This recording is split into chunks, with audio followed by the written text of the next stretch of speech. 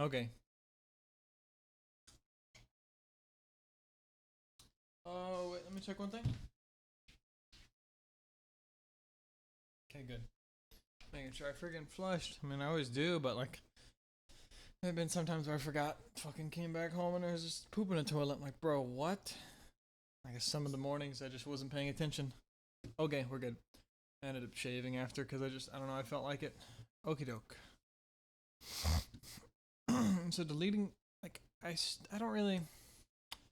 It's to catch any calls of something that's already existing, but if I'm trying to remove something anyways, and I no longer include the header file in which it was included, or what happens if I have an extra declaration to it? So I forward declare it, but then I update my declaration later. If I have another file and it just has, well, we'll just do nothing. And then we have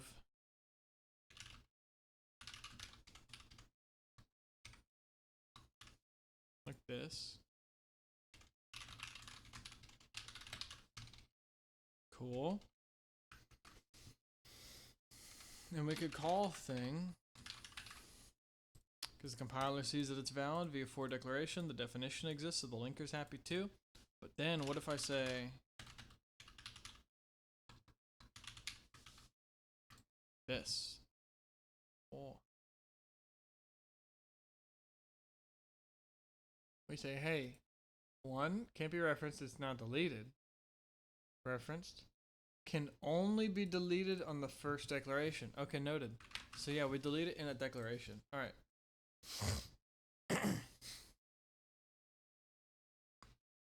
But if we have a function that, all right, so it's possible to write functions that don't behave as desired when called with values of certain types. Okay, so like, I have a function that prints some shit, and we're printing a uint8, and I'm hoping to just print the number from negative 128 to positive 127.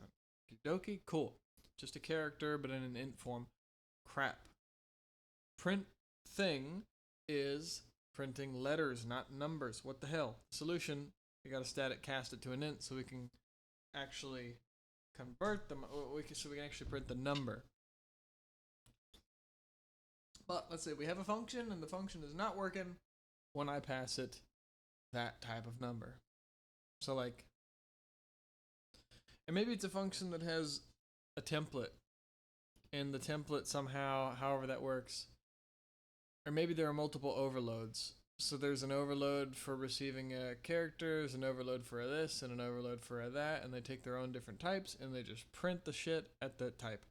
Well, when I pass an int to the print thing, well, when I pass an int, we're calling the function that takes the int. When we pass a character, we're calling the one that takes a character, etc. So, the problem is that when I pass it a uint8, it's calling the uint8 one. Well, that seems okay. But standard character output is outputting the character values. So like 97 is not printed. It instead prints A, and that's not what we want. Okay, well, I need to put a pause on that overload that isn't working. So, in this case, same shit. This is exactly the same case. Printing, this is a single function. And we're printing it in. It's cool. Printing true. Printing true. And maybe we want it to print true. Print A. Prints 97. Yep.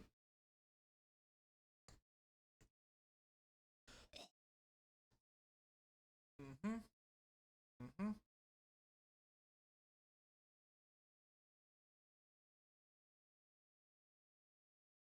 Oh.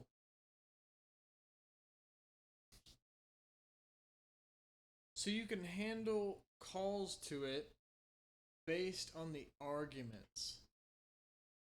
Interesting. Because technically you could say there's a function and there's endless, probably isn't right, but there's an endless amount of other potential, or there's an endless amount of overloads, kind of.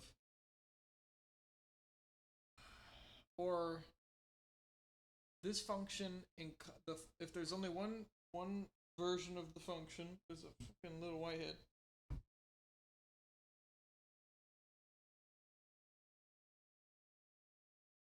This function exists, and it takes an int, and I do not want to pass it certain types. So when I call it with this type as an argument, I don't want it to work. And I want it to flag at the compiler level at compile time. So rather than taking the entire function and deleting it, instead of just literally deleting and removing it, which would then flag all the bad cases, instead I can have the function exist, and then I can create overloads of it for different types. And those overloads I can delete. Therefore, instead of allowing this function to be called for, yes, an int, but also a float that would be numerically converted to an int, well, it would be a narrowing conversion, but let's say a float or a double or anything that would convert to an int that I don't want. Like maybe, yeah, let's say a character, because if it's a character, then it's going to promote implicitly to in value and value preservingly, so there's no compiler level error, there's no narrowing conversion or truncation. So, because the target can hold all values of the initial piece, of the initial type, the final type holds all values of the initial type, and I don't want to pass it a character, and I don't want to pass it some of these other ones, I can create overloads for those that don't, well, I don't actually even have to create overloads, I can just create overload prototypes. They don't have a body, they're just prototypes. So if I call this identifier one of the overloads, even if the overload the overload only has to be visible to the compiler. It doesn't need to have a definition anywhere. It just needs to be declared, and the compiler will say, hey, you're calling this function and it is deleted. I'm not going to go and have the linker look for it. You are calling a deleted function. Halt. Or fucking, I am halting compilation. So, we could have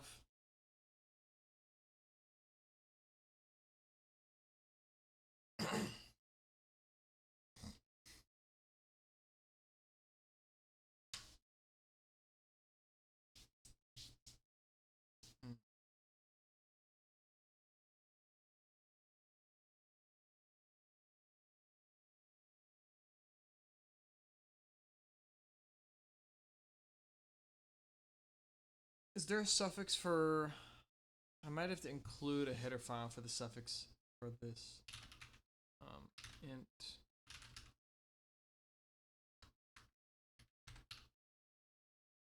Okay, so U does work.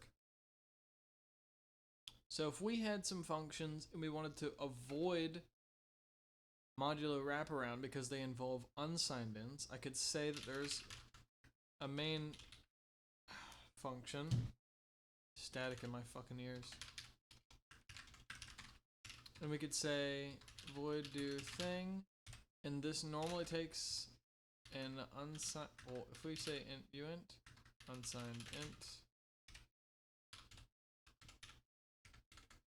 and I don't want to allow it to have an int, we can create an overload. And then we can say do thing 0u is cool. Do thing 0 is not cool. That is cool.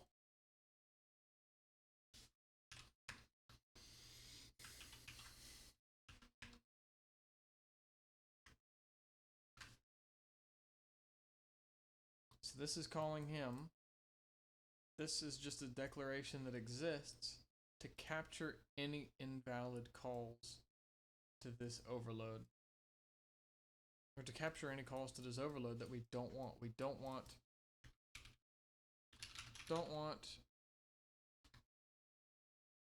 calls with an int argument to compile.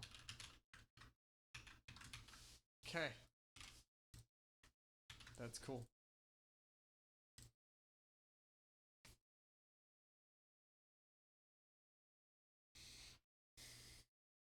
Yep, so if it doesn't make sense to call it with a specific value, then what do we do? Like, so, and you can have a similar thing for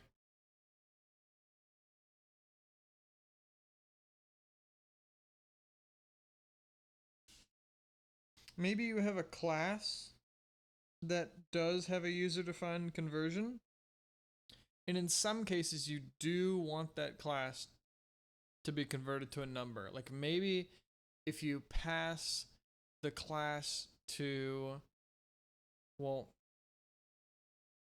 there's some sort of logic where in some cases the class returns some sort of regular integer where it can be converted to it. I don't know how the conversion part would work, but is it just, it's not just a method function that return, or a member function that returns 0. I think somehow it actually gets converted to an int. But in the event that that's possible, if I want to make sure that when I use that function, I'm using it explicitly in a certain case, and I don't want it to just be converted to a value, I can just overload that function that I might call it with that object, and then delete that overload prototype. That way, or flag that one as delete, or add delete. I don't know what we call it. Delete qualify? I don't know. I don't think so because it's a suffix. I can delete that function, that overload, and then when I try and call it using the class, it'll say, hey, yo, you can't call that function that's deleted. And then I'll say, why not? And I'll say, what am I calling it with? Oh, we don't want to call it with whatever. And the whatever is in the delete prototype, it's the arguments. Oh, we don't want it that way. Like, you could do that with, if you had some specific math where you had like an integer and a float and a something else, and you called it out of order, you could make an overload for the potential out of order cases and then delete it. That way you can't gravity, if you call calculate, which is supposed to have an integer and then a double and then something, but you calculate it and you first pass in gravity, which is a double, and then you pass in the stuff.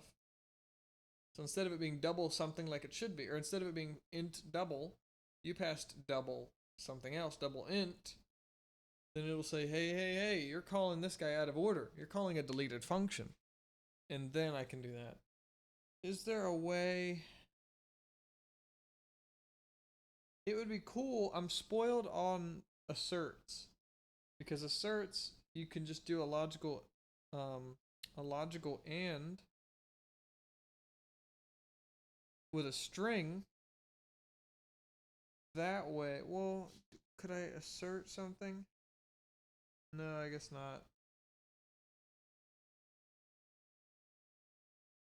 I like having my compiler say exactly what the issue is. Hey, error something, the assert failed,